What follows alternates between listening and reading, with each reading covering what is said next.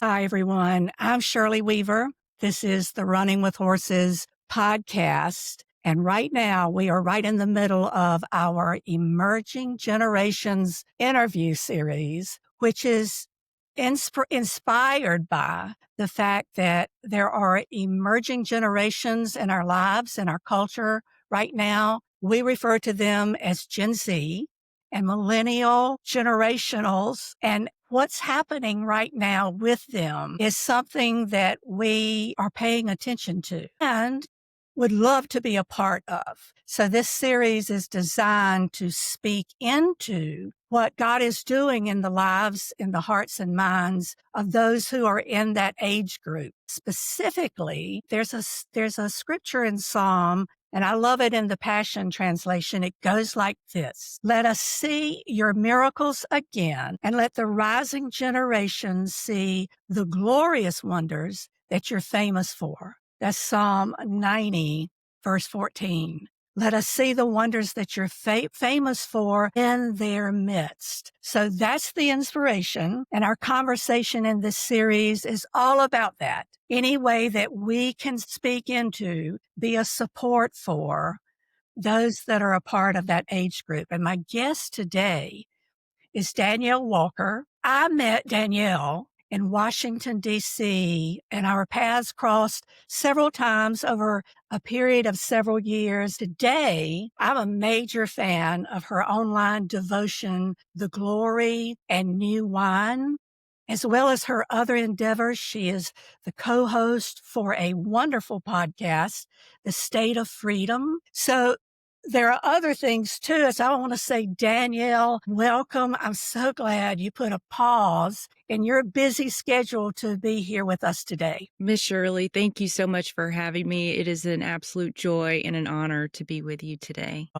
You know, God puts people in your path, and then he makes a bond that you don't really have any explanation for outside of just what the Lord does. But specifically, she's a Bayou girl from Louisiana. I didn't even know that, from Berg, Louisiana. And she was educated initially at LSU. And then I really have to say this, Danielle. I know you are probably modest here, but George Washington University's Graduate School of Political Management and the University of Virginia's Darden School of Business. So political management and business. And I just think what a gift to have all of that background. And I know that's why I'm so drawn, Danielle. Her profession involves this is her background, African politics, lobbying, coalition building, speech writing, and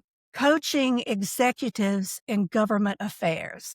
She's lived in Washington, D.C. and NYC, New York City. So she's just got all of this experience in her background. And the neat thing is she actually left all that. She left the corporate world just a few years ago, 2 years ago specifically, to launch the State of Freedom podcast. So before I let her say anything, the best part is she's passionate about her faith and her relationship in Jesus Christ and believes strongly, as do I, in the biblical foundation principles upon which America was founded. So besides the State of Freedom podcast and the online daily devotional, she's also an entrepreneur. So we're going to touch on that just a little bit later. I want to say that the reason I contacted Danielle about joining me for the broadcast today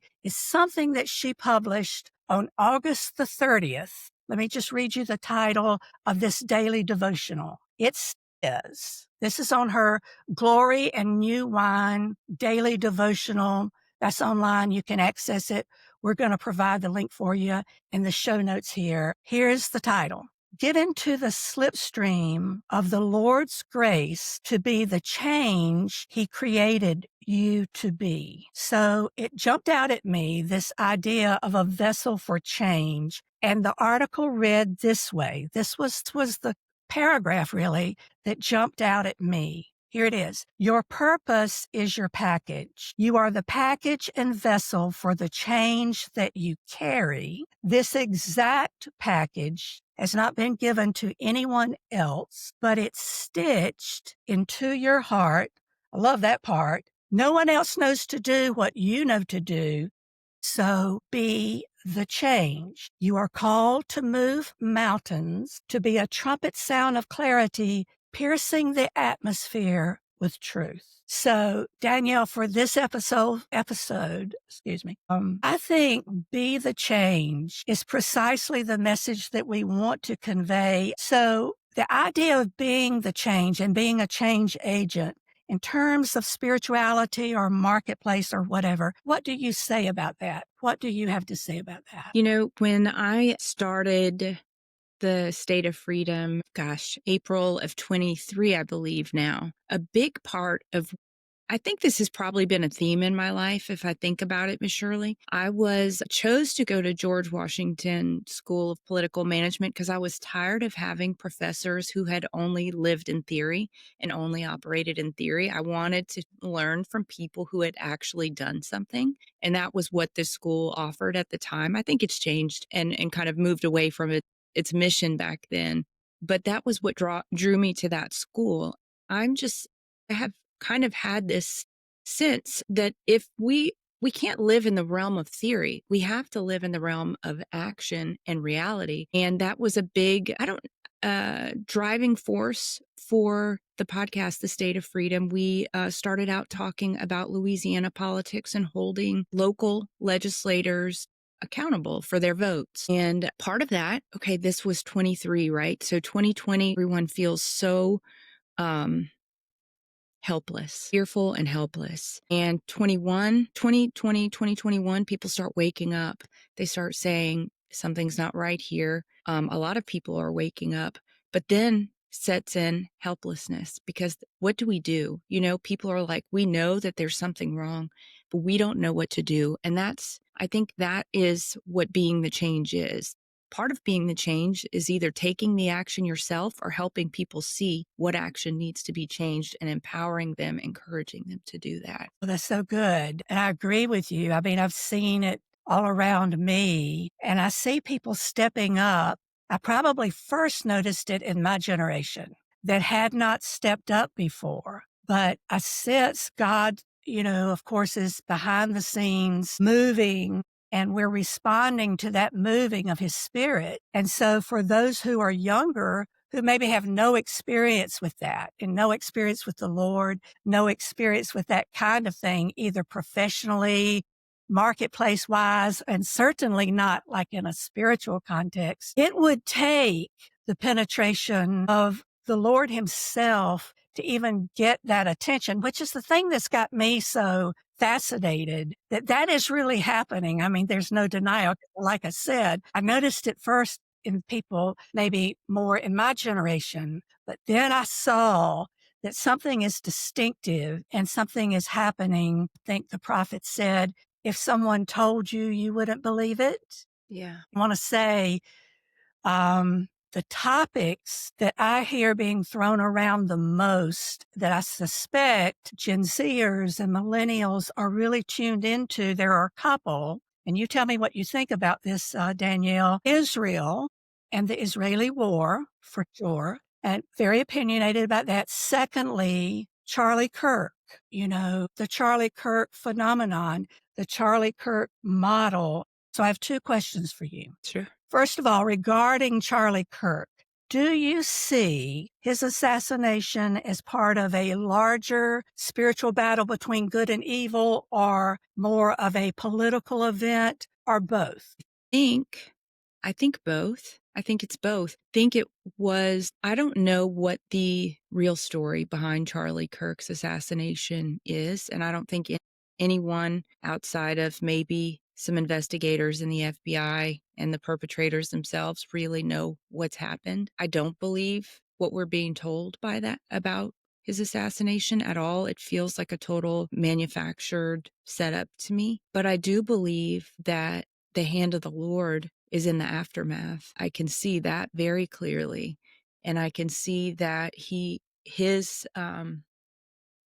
his legacy is one that has extremely far-reaching ripples for faith and for courage and for truth. And I think that's going to manifest. It's manifesting first in the spiritual, I think. We've seen people stand up, but it's also manifesting in the political because it ultimately has to. Yeah, yeah. If it's spiritual, it will become political, I think. I mean, I think that's been the lesson that we've learned, in the last decade.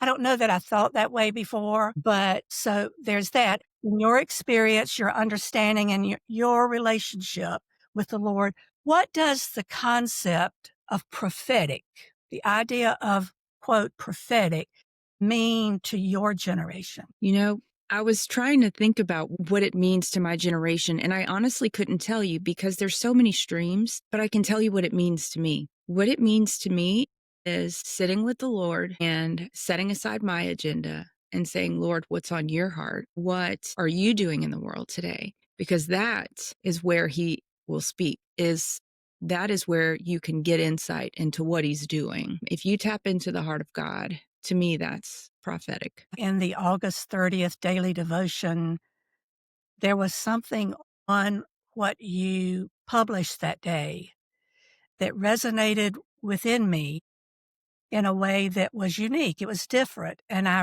read and reread. I would say that that was a prophetic word to me, be the change. And I also thought it was descriptive of what I see happening around me. The founding of this nation was not a theory, it was action.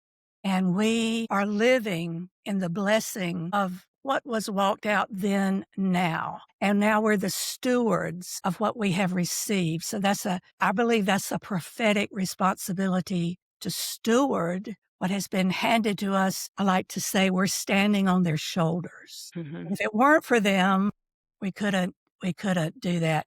So I'm a real consumer of journalism, podcast, interviews, publications, spiritual material, spiritual truths for sure, but also concentrating on the nation, Judeo-Christian roots and our, what I consider to be a supernatural founding, all that. I follow the Barna Research Group and the National Religious Broadcasters. And in their recent findings, they show, I want to read this, that Gen Z in the U.S., Gen Z generation in the U.S., are increasingly interested in both spirituality, particularly with Jesus Christ. And what advice then would you give to them? What advice would you give if that's true, if those findings are correct? Well, lean into the Lord, listen for his voice, and be quick to obey it. And don't get caught up in the chatter. There's a narrative that's always being pushed, that people want us to believe or see things the way that they see them. And the Lord's perspective is different. And so I think listening to the voice of the Lord, discerning how is this influencer trying to make me feel? What are they trying to make me believe? And does that line up with the word of truth? Pay attention. Are you able to keep your peace while you listen to this stuff? And if you can't, maybe it's time to just close it down for a little while and listen to the Lord and let him guide you to the right resources. We've seen some individuals change their stance on Israel. Recently, that's been happening. Does supporting Israel have to be a non-negotiable for Christians? I think supporting the Jewish people is a non-negotiable, but I think supporting all people groups is also a non-negotiable. But we know what the Bible says about Israel. When he talks about Israel, he's definitely speaking about his beloved, the Jewish people. But it's also a place. Jesus died in Jerusalem. That place is important to the heart of Yeah. God. Yes, it is. But just as we've seen that there's a deep state in the US, just as can see so much corruption unfolding, we can't be blind to the fact that there must be corruption in the midst of other governments as well. Calling that into question, I think, needs to be on the table. Absolutely. The entire Bible talks about the corruption of Israeli leaders. I don't think it's off the table for a discussion. It's a very obvious point that Christians should be aware of. So blindly supporting Israel into every single battle that may or may not be brought by or instigated or chosen by someone who is following the voice of the Lord. I don't think blindly following that and supporting that is wise. And I don't think the polar opposite of that and, decrying the Jewish people themselves is wise either. If we look at how the world would judge us as Americans based on Roe versus Wade, based on the last 5 years, and what really our country instigated on the world, if you look at it truly with the leadership, the voice of leadership that came out of this country, telling people how to act, telling them what to do with their bodies. So, the Bible says, the measure by which you judge is the way that you will be judged. So let's not judge an entire country or an entire people group, because that is the measure that we're setting forth for our own selves to be judged. Yeah, yeah. And I love your reference to the biblical history that we can draw from. This information has been given to us as an example of God's response when something is not right, when it's out of alignment with Him, certainly when it's evil, His response to that and His working through the years and through the generations with Israel.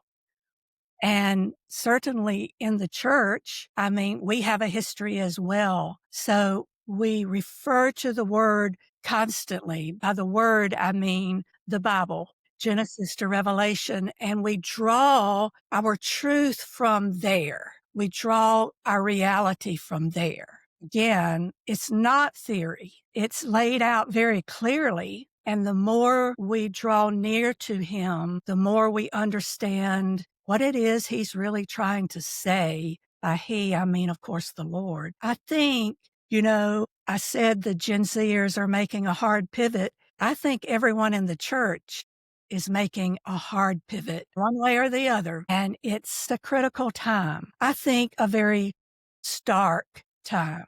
And again, the good news is we clearly see God moving and working in hearts in ways that we never expected. Our time is limited, and so I'm going to close now, Danielle. But before I do, I just want to give you a chance to give a shout out for your business. Our business says. Thank you. How about that?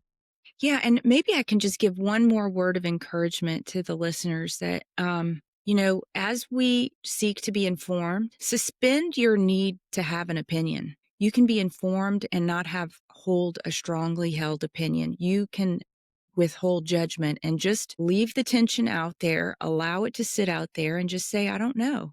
But the Lord knows, and He's going to guide things in the way they need to go. And I can pray for this situation. So I just wanted to encourage the listeners with that, because that's something the Lord's been dealing with me on, because these issues that are so hot, people want to debate. But you know what? We don't necessarily have to come down on one side or the other. That is really good. That's good. And it's true. Good point. So tell us about Lion Lux and. Sure. I have a couple things going. If you want to follow the podcast, you can do that on Rumble, is probably one of the better platforms.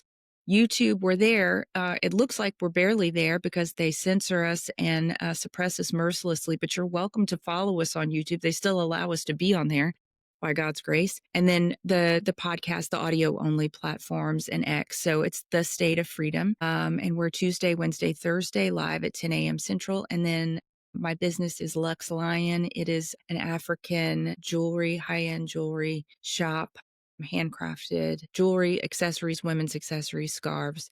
And they're beautiful. They're from some of my favorite places on earth. And I think what these people are doing to create a craft and to teach people in their communities a high-end skill is just amazing. And so if you want to take a look at that, it's luxelion.us, LUXELION. Awesome. I think that, by the way, everything that she just said will be in the show notes. I just think it's so great, Danielle, to have your input and to, be alive at this time. I feel that way. I know I can tell you do. So we have a be the change. Be the change. And Danielle Walker, if you're looking for someone to imitate, She's a fabulous example of that very principle, be the change. So thank you for joining us today for this episode and for being tuned in to what we believe is an important word for the emerging generations. We'll see you next time. God bless.